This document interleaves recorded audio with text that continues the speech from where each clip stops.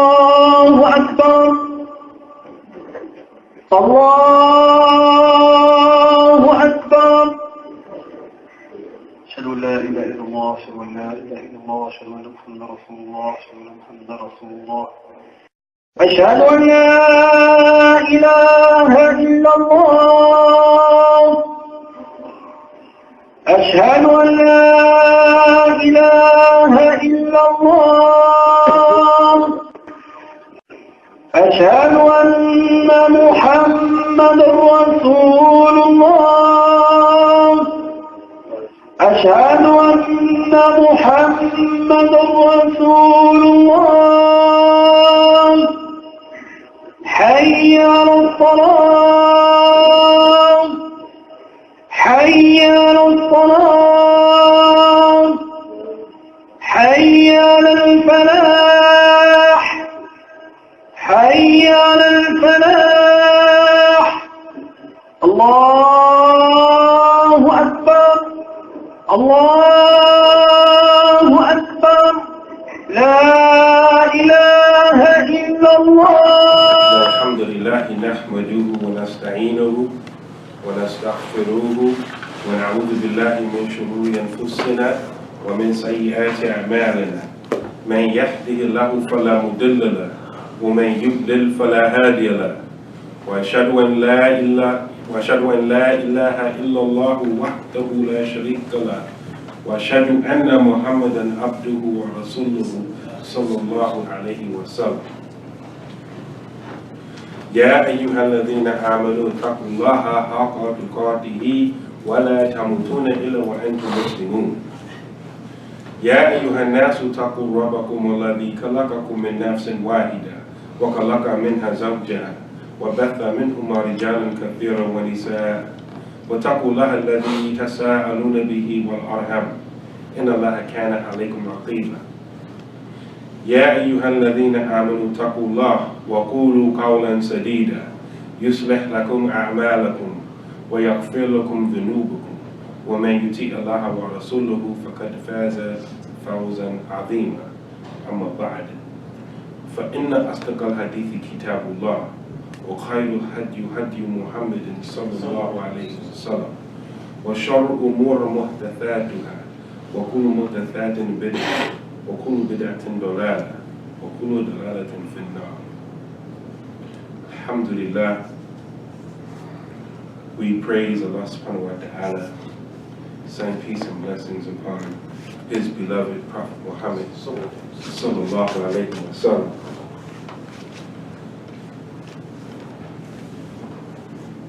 And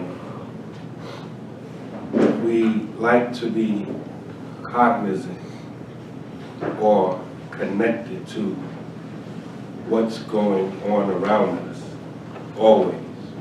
We should not be in a state of ghafla or heedlessness.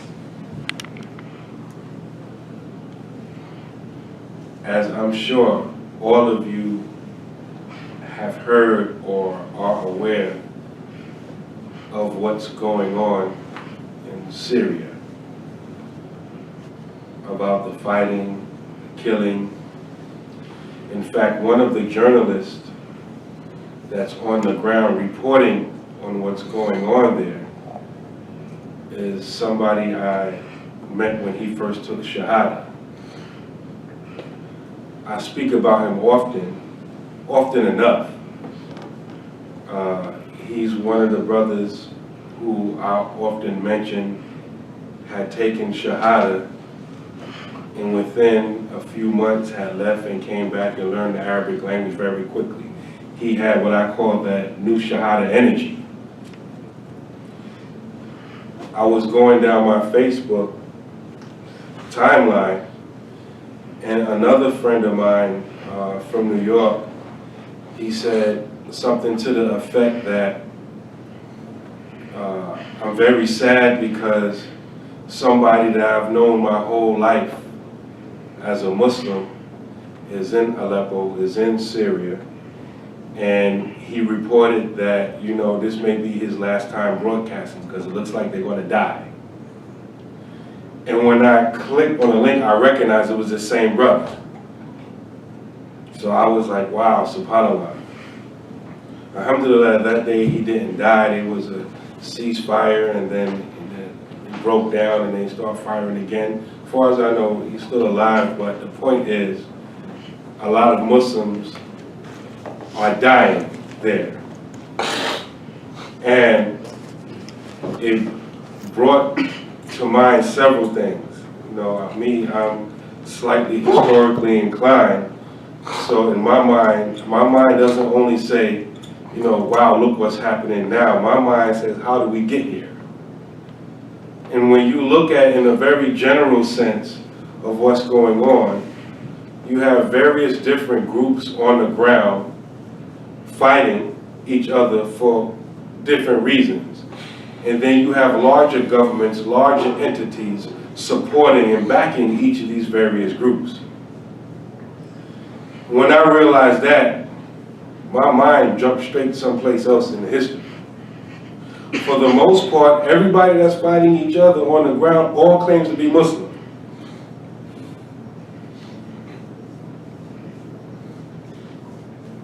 And then they have larger governments, groups, countries backing, arming, and supporting these various different groups fighting for whatever their claim is. And the first thing that comes to my mind is the dua of the Prophet sallallahu alaihi wasallam.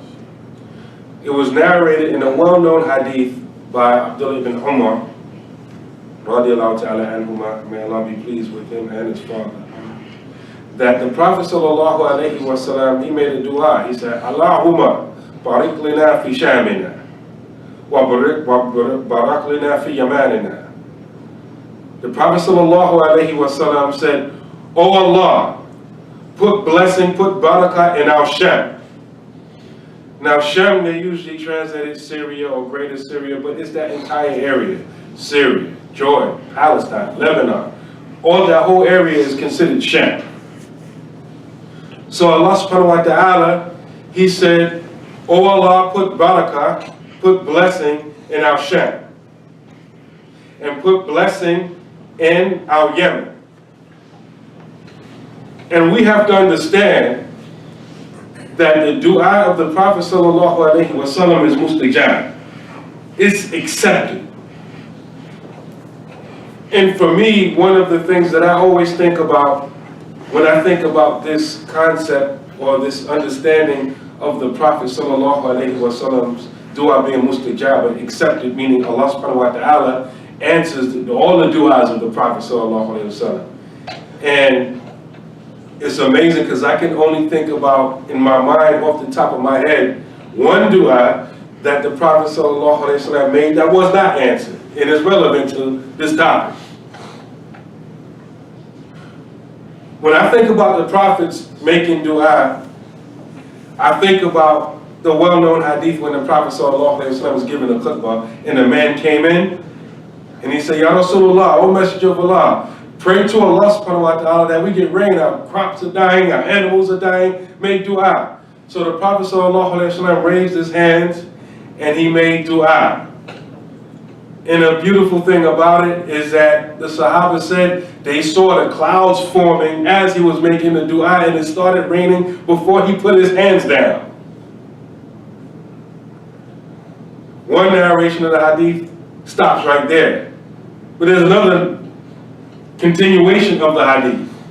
The amazing thing about it is that the following week, it had kept raining that whole week. And the same man came and said, Ya Rasulullah, it's starting to flood around here. Can you make dua that Allah stop the rain? And the Prophet ﷺ likewise raised his hand and asked Allah subhanahu wa ta'ala to stop the rain. And Allah answered his dua in the same fashion that he did previously. So when I think about the dua of the Prophet ﷺ, that situation always comes to my mind. How Allah is quick to respond to the wishes, the needs, the desires, the dua of the Prophet ﷺ. Even if you look at the history of our Qibla, how during the early part of Islam, the Muslims would pray towards Al-Quds, Jerusalem, Sham. Would pray towards Baitul Maqdis. And the Prophet ﷺ, out of his love for the Kaaba, while in Mecca, because if you understand geographically, you can be in Mecca and pray towards Jerusalem and still pray towards the Kaaba. You just go on one side of the Kaaba and pray towards Jerusalem while at the same time facing the Kaaba. But Medina is between Mecca and Jerusalem. So you can't pray towards both of them at the same time when you're in Medina. And so when the Muslims, when the early Muslims first made hijrah to Medina, the Qibla was still towards Jerusalem. And obviously this is the way that they pray. Then Allah subhanahu wa ta'ala changed the Qibla from Jerusalem to Mecca. And when you go to Surah Al-Baqarah and examine those ayats where Allah revealed the change of the Kaaba, the Qibla, you see that Allah mentions that we're going to turn you to a Qibla that you desire, that you love. Talk about the Prophet sallallahu alaihi wasallam. We know what your heart wanted, and we're giving it to you.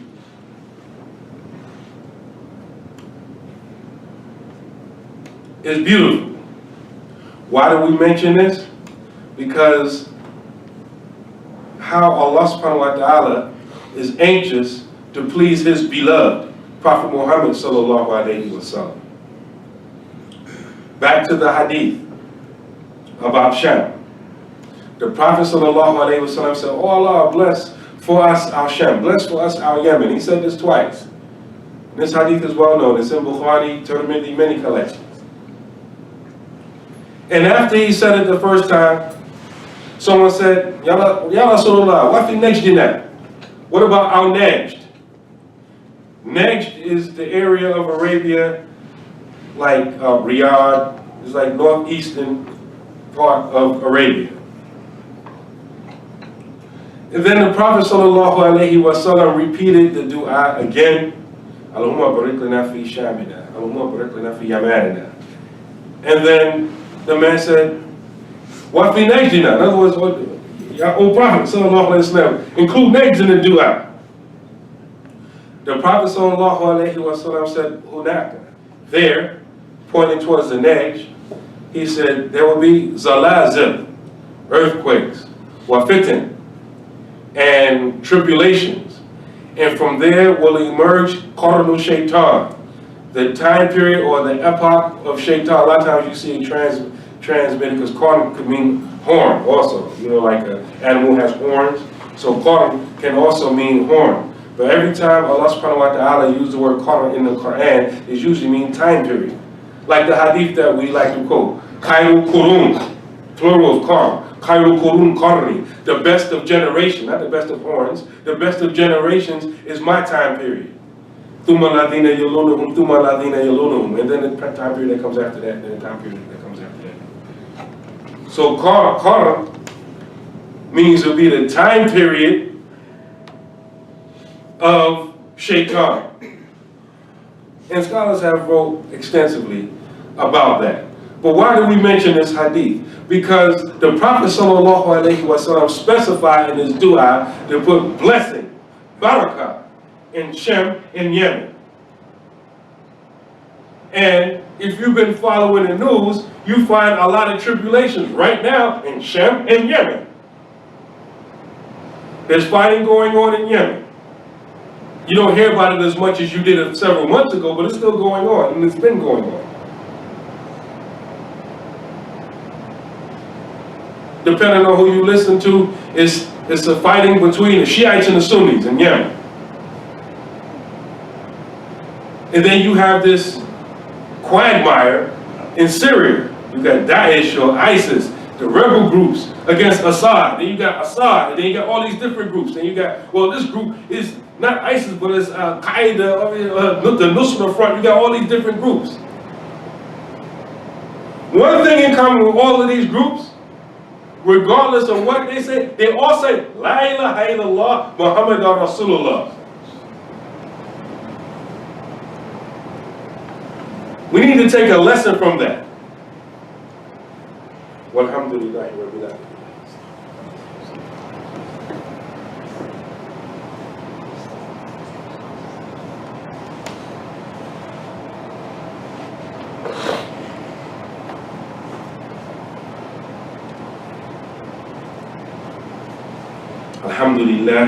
Alhamdulillahi rabbil alamin wa afdalu salatu wa tamu taslim ala sayyidina Muhammadin wa ala alihi wa sahbihi ajma'in wa radiyallahu ta'ala an asadi kitabihin wa ulama al-amalin wa a'immatul arba'at al-mujtahidin wa muqallidin ila yawmiddin amma ba'd. Allah subhanahu wa ta'ala says in the Quran more than once, Siru fil ard, fanduru kayfa kana akibatul ladina min qabl. Travel in the earth and see what was the outcome, see what was the situation with those who came before you. In other words, we should not be ignorant to history, because as we say, history has a strange habit of repeating itself.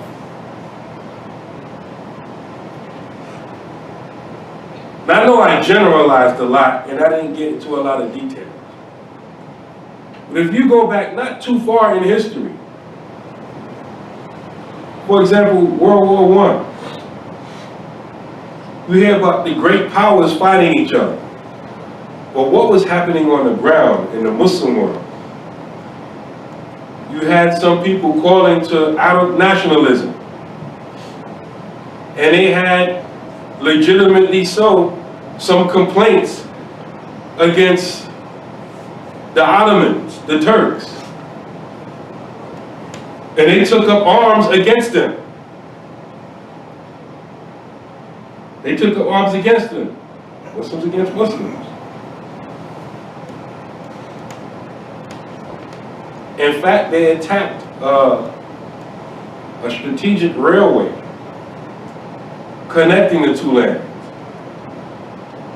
And there's a lot of backstory to that which we don't have time to get into, because the Turks at that time were, being trained way even before that by German intelligence officers. It's a long history.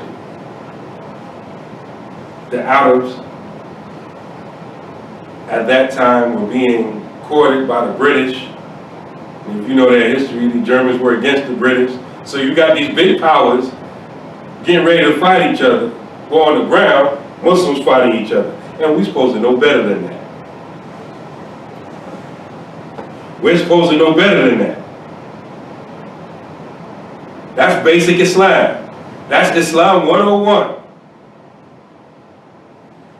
The Prophet ﷺ said, Kullu Muslim ala Muslim haram, damuhu wa maluhu irduhu. Everything is sacred or haram from one Muslim or between Muslims. His blood, his property, and his honor.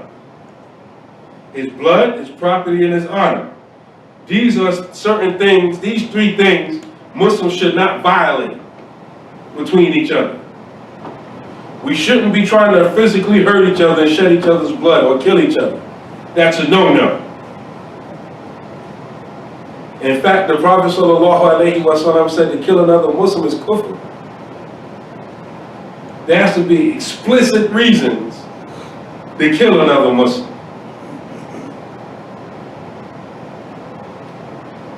His property, his wealth. You cannot just take the wealth or property of another Muslim and cheat him out of it or steal it from him or do something like that to him. It's sacred. The same word is used, haram.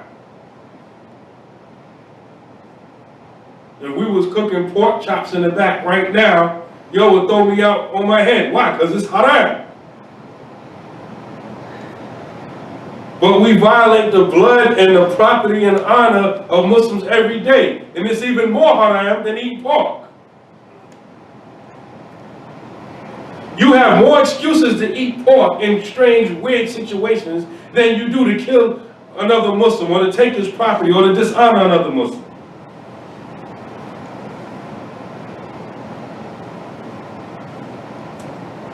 Basic Islam. But a lot of times we get caught up into rhetoric and we forget the basics. The basics is real simple. It's okay, all this politics sound real good, but what's the end result? I gotta fight him, my Muslim brother? No.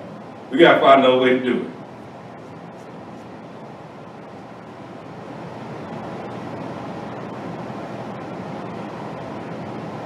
And a lot of times we don't know, we're not sophisticated enough to understand international politics. It's real simple. It happens the same way it does on a low level. It happens the same way it happens in your household. You're married.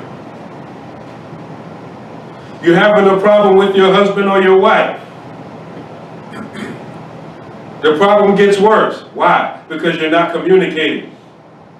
And then sometimes if you are dialoguing, if you're talking, you're still not communicating. Because you're not listening to the other person. You're just waiting for your turn to talk. You didn't internalize what they said. You interrupted them, or you waited for them to finish, like, hurry up, I got something I want to say, hurry up, hurry up. And then you said what you had to say. You didn't take into consideration what they said. You didn't even care what they said. You just want to make your point. You don't want to compromise. This happens in our household. There's people that come home after being married for years. Well, I just don't like you anymore. I don't even love you. That didn't happen overnight. It's been an ongoing process. You haven't been paying attention. This is in the household. We're best friends. Husband and wife should be best friends. With best friends. A lot of time, some sisters hate me. Why they hate me? Because sometimes sisters want to vent. Imam, I need to talk to you. My husband such and such. Oh, my husband this, my husband that.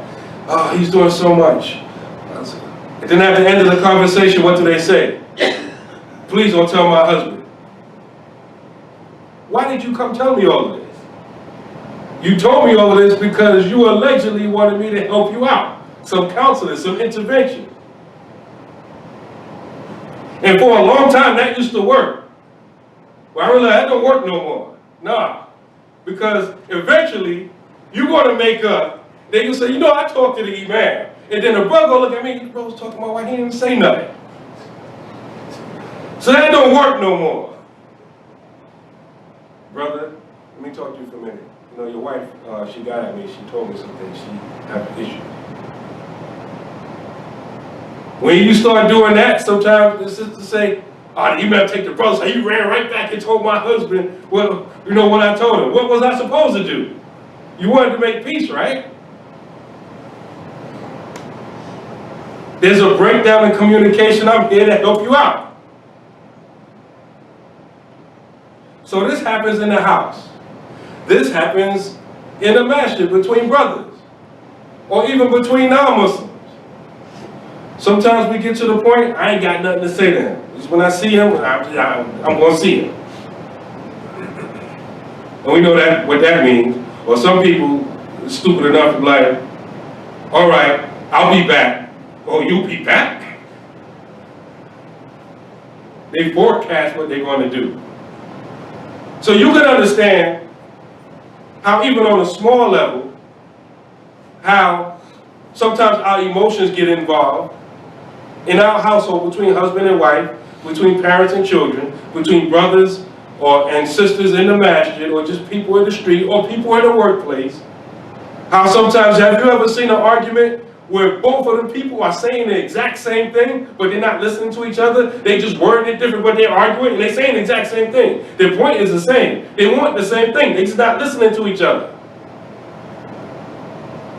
And all of a sudden, they're fighting physically.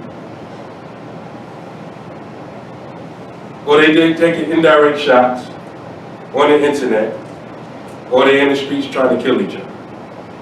If you can understand that on a lower level, or even in the workplace, you come to work, somebody's having a bad day, or somebody misinterprets something that you did. Well, this person tried to get me fired. And so now you try to get them fired. and there's tension in the workplace. If you can understand that, you can understand it internationally. If you sleeping in the same bed with somebody and got communication issues, what about people who are not from the same tribe, who are not from the same country, having issues? Just like when the situation, the example I gave you about a married couple, you try to bring intervention. I know of situations where a husband came to the imam and the imam was attracted to the woman. So the imam said, yeah, you need to divorce that sister. It ain't gonna work. I don't see no way out for you. And eventually the poor brother took his advice, and the next time he saw the imam, he was walking hand in hand with his ex-wife. He intervened, all right, there was an intervention, but he did it for his own selfish purposes. If you can understand that, you can understand it internationally. Well, this large country, we're going to support this group right here. We're going to arm them. Why? For our own selfish purposes. Maybe there's oil in this region. Or maybe there's some other natural resource in this region. Or maybe if we get control of this region, we can block them from getting control of this region. It's not too complicated. If you can understand your life, you can understand that. And I made mention of a dua of the Prophet ﷺ that was not answered. The Prophet ﷺ, one time he made Salatul Duha. He was on a journey. And after the Salat, he asked Allah for three things. He asked Allah to not allow his ummah to be destroyed by a natural catastrophe, like other ummahs were destroyed. Flood, earthquake, or something like that. Allah answered that. The Prophet ﷺ also asked Allah in that same dua to not allow his ummah, his community, to be destroyed by an external enemy, by a non-Muslim force that attacks it. And Allah answered that dua. Think about that right now.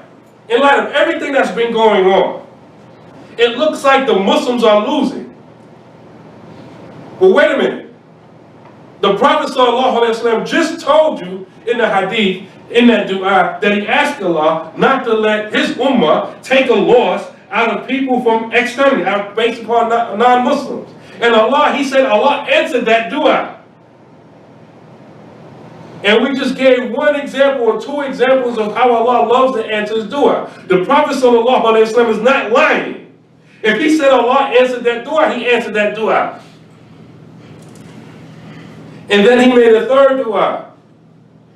He asked Allah not to allow his ummah to fall victim to infighting, fighting amongst itself. And he said Allah didn't answer that dua.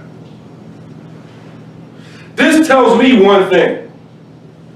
Regardless of what's on the news, regardless how it looks to my naked eyes, anytime I see a Muslim group, a Muslim country, or whatever, and they're fighting, they have an enemy externally, and it looks like they're losing, and they're taking loss, that tells me that they have inside help. There's other Muslims helping that non-Muslim group. That's what that tells me. Because we have plenty of examples, contemporarily and historically, of how the Muslims were outnumbered, outgunned, out everything, out-organized, and they still won. But when you introduce division amongst the Muslims, then you have a recipe for disaster. And that's been the case historically from day one. So we should learn from history. We need to make dua for the believers in Syria and all the other places where Muslims are suffering. But at the same time, we need to learn our history, learn about what the Prophet ﷺ has taught us so we won't repeat the history. None of us here are presidents or kings or prime ministers. We can't control millions of people, but we have the ability to control what happens in our household. We have the ability to control what's in the masjid. We have the ability to control what's going on amongst each other. So we have to be at least sophisticated enough to prevent on a lower level the same thing that happens on a larger level. You'll be surprised in many of these countries where they're this tribe fighting that tribe. You know the reason that, these two tribes are fighting? Because 500 years ago, one dude from that tribe stole a goat from the other dude's tribe, from the other tribe. And they've been beefing ever since. Or then now they found some natural resource, and so now these big superpowers are going to arm both sides, make sure they fight each other, but then decide we want to win, we're going to give them a little bit more weapons and a little bit more intel. In a sad case, a lot of these times, these two groups are fighting each other, they're Muslim. As you know, we have a good connection with our brothers and sisters in Gambia. And one thing I already knew, but just being there, one thing that I know about our African brothers, even the ones that are on deen, and they can't help it because that's their reality. They see things through a tribal lens. There's this thing on Facebook, on social media, they got this, it's a meme, it's like an animated meme, and this guy puts on glasses, and everything he sees, like, when he looks at a decent professional black person, but he puts on his glasses and he sees a thug gangster ready to kill somebody. Everything he sees is like racialized, anti-black. This is what he sees, But and so over there they see things through tribal lens. Oh, he's from that tribe. That's what they see first. One of the things, and this is what we learned from what happened to Bani Israel. With Pharaoh, I spoke about it dozens of times from this memory, how he used to kill the men and let the women live. Allah says in the Quran more than one time, at least once in Surah Baqarah, Allah says about that situation that was a bala, a tribulation, min Rabbi, from your Lord. Think about that. That foul thing that Pharaoh was doing, Allah says that came from him. In other words, Allah allowed that to happen. There's a reason for it. And I said all that to say that a lot of us have been stripped from our African history. We don't know what tribe we come from. When we go there, they're going to tell you what tribe you look like you're from, but you don't know. You were brought here. One of the blessings, in my opinion, of that is that when we look at things, we don't look at it through a tribal lens. We don't say, okay, well, you Fulani, so I'm going to form an opinion about you based upon you being Fulani. We don't have that. Us is black, white.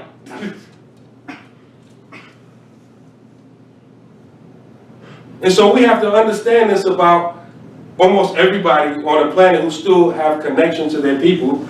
They look at things different than a lot of us because they have the backstory. They know the history of that tribe and their tribe. And there's nothing wrong with that, but some people go to extremes in that. And so we need to take a lesson from all of this. All of these things are being played out right in front of our eyes. And so we have to make sure that the mistakes they made on a national level, we don't make on a local level. And we can control that. And as far as they are concerned, don't fall into all of that stuff where, you constantly watching the dead bodies of your Muslim brothers. That's against the sunnah of the Prophet sallallahu alaihi wasallam. You're supposed to honor your Muslim brothers and sisters. When people do that to you, they want to feed you this diet of seeing your Muslim brothers dead, heads cut off, and all kinds of stuff. They want to make you mad, and they want you to act irrationally. They want you to do something that you can't do nothing about. So don't get caught up in that. Imam Naeem Abdullah of Masjid Al-Mu'min and Nur Zaman Institute is available for speaking engagements. You can contact Imam Naeem Abdullah at the following: via telephone at 267-388-0823 or write him at 537 Paulson Avenue, Pittsburgh, PA 15206, or via email at imamnaeem@nurzamaninstitute.org. Bismillah.